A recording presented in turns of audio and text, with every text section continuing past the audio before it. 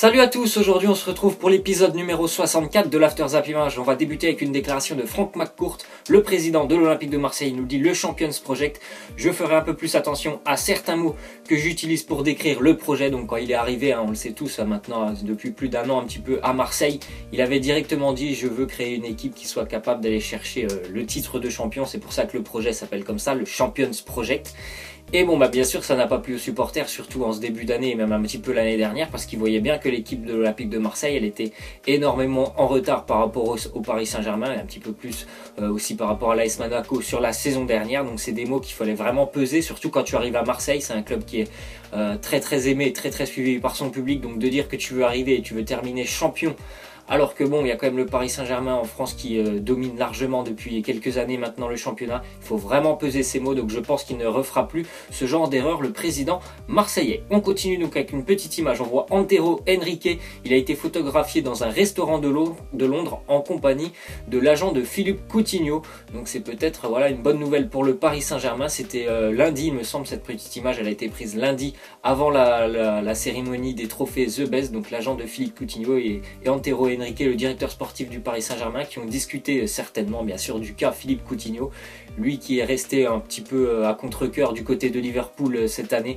Donc visiblement il y aura certainement un départ normalement de Philippe Coutinho, ça c'est presque sûr, peut-être au mois de janvier ou au mercato d'été l'année prochaine, mais en tout cas le Paris Saint-Germain essaye bien sûr de concurrencer le FC Barcelone sur ce dossier. On continue avec le résultat du FC Barcelone. Le Barça hier jouait à Murcie, le Barcelonais se sont imposés 3-0. Ils avaient une équipe bien sûr remaniée, c'était un match de Coupe du Roi, il y aura un match aller-retour, mais l'équipe bien sûr remaniée comme je vous l'ai dit. En gros il y avait presque personne des très grands joueurs, il y avait que 3 ou 4 joueurs qui sont possiblement titulaires avec on va dire l'équipe A du Barça. En tout cas belle victoire pour eux, ils prennent une belle option avant le match retour. On continue avec une statistique par rapport à Lionel Messi. En fait depuis 2009 Lionel Messi il a été élu dans l'homme du match à chaque fois qu'il a joué à 54% de ses matchs, donc c'est assez incroyable comme statistique. C'est presque plus d'un match sur deux où c'est forcément lui qui est élu homme du match. Bon, je pense que bien sûr le fait qu'il soit extrêmement connu, que ça soit un joueur super talentueux, même s'il y a des matchs où il peut passer un petit peu à côté, s'il sort 2 ou 3 dribbles dans le match, ça peut quand même faire pencher la balance pour lui dans ce genre de statistiques, mais c'est quand même bien sûr un joueur extraordinaire qui peut faire changer le cours d'un match à lui tout seul, et on voit que cette statistique est complètement hallucinante. On continue donc avec l'Inter depuis l'arrivée de Luciano Spalletti en tant qu'entraîneur. Donc c'est 10 matchs, 8 victoires, 2 nuls, 20 buts marqués, 7 buts encaissés, 5 clean sheets. Les clean sheets c'est des matchs sans encaisser 2 buts. Donc c'est vraiment une renaissance pour l'Inter qui a pris d'ailleurs la première place du classement de Serie A hier grâce à sa victoire face à la Sampdoria 3-2. Ils ont un match d'avance, le Napoli jouera ce soir. Mais en tout cas très beau début de saison de l'Inter. Toujours aucune défaite après 10 journées. Ils ont déjà affronté le Napoli, l'AS Roma. Donc voilà, il y a des très gros matchs. Ils ont joué le Milan AC. Franchement, de très bons matchs de la part de l'Inter.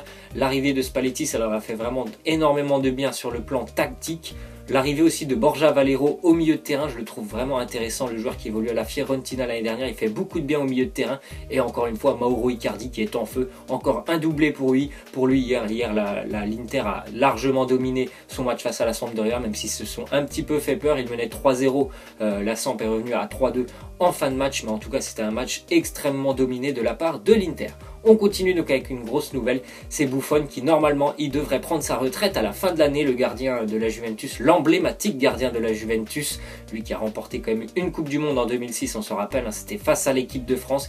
Il a remporté aussi 10 titres de Serie A avec la Juve, donc c'est quelqu'un qui a marqué l'histoire du football. Le petit regret que j'ai pour lui, c'est qu'il n'aura certainement jamais gagné le Ballon d'Or. Je pense que ça sera encore une fois pas pour cette année. Il a dit je vais prendre ma retraite à la fin de l'année, à part si on arrive à gagner la Ligue des Champions. Donc il faut que la Juve gagne la Ligue des Champions, sinon Buffon raccrochera les crampons à la fin de l'année. On continue avec les meilleurs passeurs cette saison en Europe. Donc on voit les 3 meilleurs passeurs cette saison. Après 9 matchs, il y a déjà 2 joueurs de Manchester City, David Silva et Kevin De Bruyne. Le deuxième, c'est Juan Cuadrado de la Juventus Turin. On le connaissait certainement plus pour ses qualités sur le côté, il est capable de dynamiser un petit peu son côté, mais voilà, il est aussi capable vraiment de délivrer de très bonnes passes, notamment à Paulo Dybala et un petit peu moins à Higuain, parce que le début d'année d'Higuain est très compliqué. On continue avec le résultat d'Arsenal. Arsenal s'est imposé hier 2-1 face à Norwich, équipe de Championship, c'est-à-dire la deuxième division en Carabao Cup. C'est un petit peu la coupe de la Ligue anglaise. Difficile à victoire pour Arsenal, 2-1 après prolongation. C'est grâce surtout aux joueurs. C'était son deuxième match pour Arsenal. Il n'était jamais rentré. Il était rentré une fois 2 minutes un peu plus tôt cette saison. Edouard Nketiah, il est rentré à la 85e.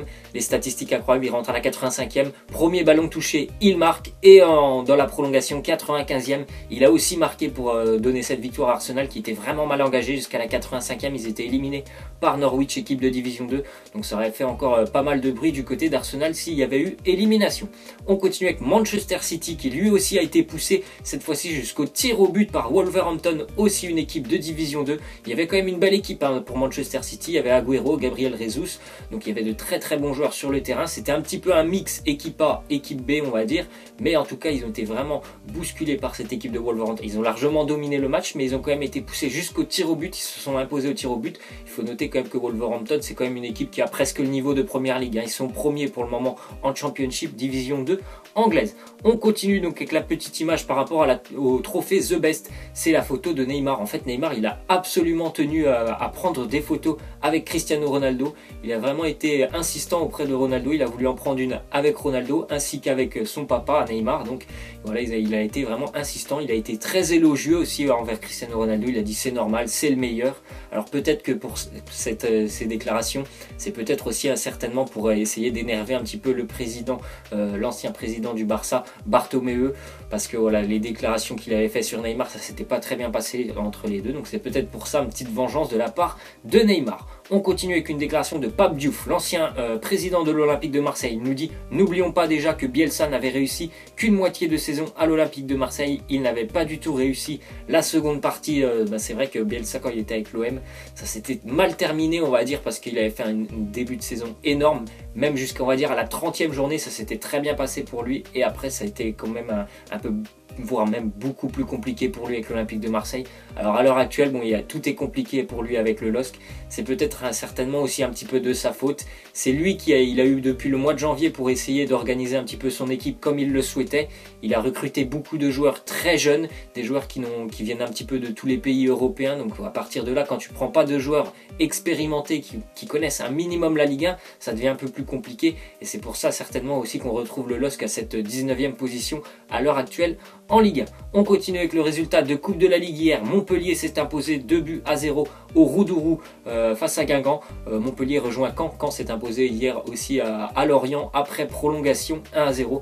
Gros début de saison de la part des Montpelliérains, que ce soit en Ligue 1, puis voilà, une nouvelle qualification pour eux en Coupe de la Ligue. Sur les 6 derniers matchs, Montpellier a encaissé qu'un but, toute compétition confondue, c'était face à Monaco en Ligue 1. Donc ils ont vraiment trouvé quelque chose de stable défensivement. Avec Michel Derzakarian en tant que coach, la défense elle a été remaniée. Ça joue à 5 défenseurs et ça joue très bien parce qu'ils ont quand même des flèches devant. Je pense à Ninga ou encore Camara, c'est peut-être pas une flèche niveau vitesse, mais Camara il est très efficace, hein. C'est lui certainement le meilleur buteur de Montpellier en Ligue 1. Donc voilà, bon début de saison en tout cas de la part du Montpellier héros.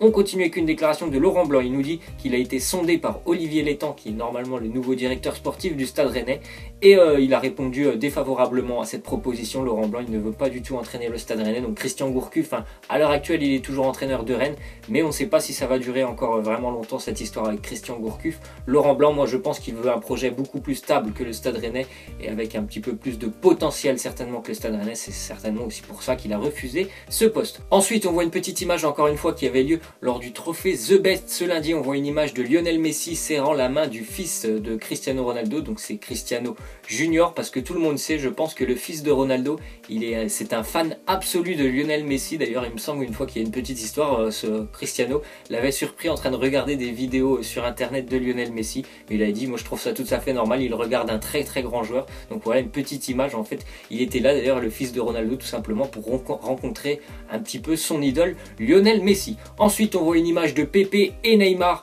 Et en fait vous voyez la petite légende, c'est qu'à l'heure actuelle Pepe, alors qu'il a presque 8 ans de plus que Neymar, Et ben niveau carton, ils sont à peu près pareils, voire Neymar est largement au-dessus de Pepe. Pepe c'est 114 cartons jaunes, Neymar c'est 138. Carton rouge pour Pepe 6 et carton rouge pour Neymar c'est 8. Donc c'est des statistiques assez incroyables quand même hein, pour Neymar. Malgré son jeune âge, on voit qu'il a vraiment, il est très nerveux sur le terrain. Ça s'est encore vu hein, contre l'Olympique de Marseille dimanche. Il faudrait vraiment qu'il commence à se calmer un petit peu parce que ça fait énormément de cartons alors qu'il est très jeune. Neymar. On va terminer avec les affiches de la Coupe de la Ligue qui auront lieu ce soir. Donc vous pouvez choisir le premier match Lille-Valenciennes. Ça sera un peu plus tôt. Sinon tous les autres matchs sont à 21h05 sur France 3. Donc vous avez pas mal d'affiches de Ligue 1. Dijon-Rennes par exemple. Ou encore Strasbourg-Saint-Etienne, 3 Amiens. Donc vous pouvez regarder, hein, ça sera sur les canaux de vos régions. Voilà, je vous laisse, c'est la fin de cet After Zap Image. J'espère que ça vous aura plu. N'hésitez pas à lâcher des likes, à vous abonner. Moi je vous laisse et je vous dis à la prochaine. Ciao!